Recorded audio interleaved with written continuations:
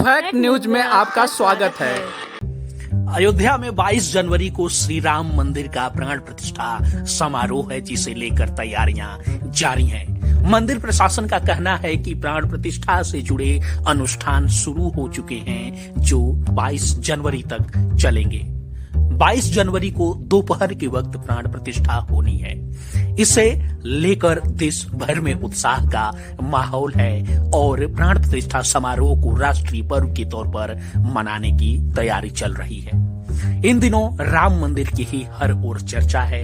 राम मंदिर को लेकर तमाम सारी बातें हो रही हैं। राम मंदिर के लिए जो संघर्ष हुआ, जो आंदोलन चले, उनका भी जिक्र किया जा रहा है।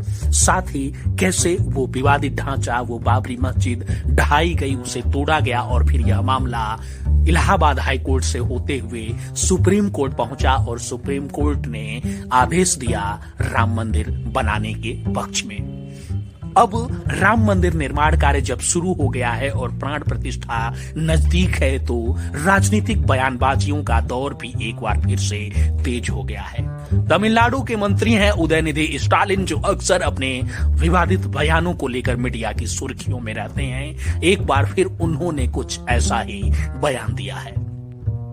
उदयनिधि स्टालिन ने कहा कि हम या हमारी पार्टी के नेता किसी भी मंदिर निर्माण के खिलाफ नहीं हैं। हाँ, मगर उस जगह पर मंदिर बनाने का समर्थन नहीं करते हैं जहां एक मस्जिद को ध्वस्त कर दिया गया हो। तमिलनाडु के मंत्री उदयनिधि स्टालिन ने यह भी कहा कि जैसा कि हमारे नेता ने कहा था कि धर्म और राजनीति को मत मिलाइए, हम अब भी इस पर कायम हैं। हम किसी भी मंदिर के विरोधी नहीं हैं, लेकिन जहां पहले मस्जिद थी उसे ध्वस्त करके जो मंदिर बनाया गया है उसका समर्थन नहीं कर सकते हैं।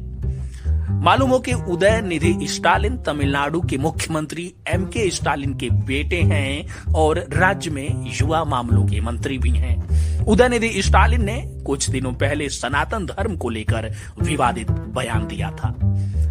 बात 2 सितंबर की है। पिछले साल उन्होंने एक समारोह के दौरान सनातन धर्म को डेंगू, मलेरिया, कोरोना जैसी महामारियों से जोड़ा था। उदयनिधि स्टालिन के इस विवादास्पद बयान के खिलाफ बीजेपी नेताओं ने तीखा हमला बोला था, यहां तक कि यह मामला कोर्ट में भी पहुंच चुका है। बता दें कि उदयनिधि स्टालिन ने कहा था, डेंगू, मलेरिया, कोरोना से मुकाबला नहीं किया जा सकता, बल्कि इनको खत्म करना ही सही होता है। उनके इस बयान पर पटना कोर्ट ने भी समन जारी किया था और 13 फरवरी को कोर्ट में हाजिर होने के लिए उनसे कहा गया है।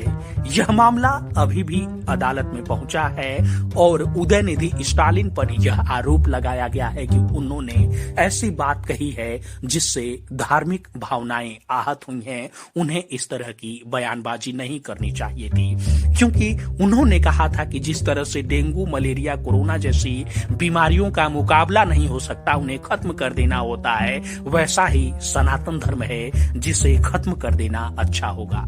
स्टालिन की इस बात को लेकर लोग भड़क गए थे। सोशल मीडिया यूजर्स की ओर से भी उन्हें खूब लताड़ लगाई गई थी और कहा गया था कि आखिर ये कुछ युवा नेताओं को भी क्या हो गया है और क्यों जानबूझकर हिंदू धर्म के खिलाफ इस तरह की बयानबाजियां की जा रही हैं, जबकि इन नेताओं को विकास से जुड़े मुद्दे उठाने चाहिए, रोजगार, शिक्षा, स्वास्थ्य की बात करनी चाहिए, मगर घूम फिराकर ये लोग धर्म पर ही आ जाते हैं।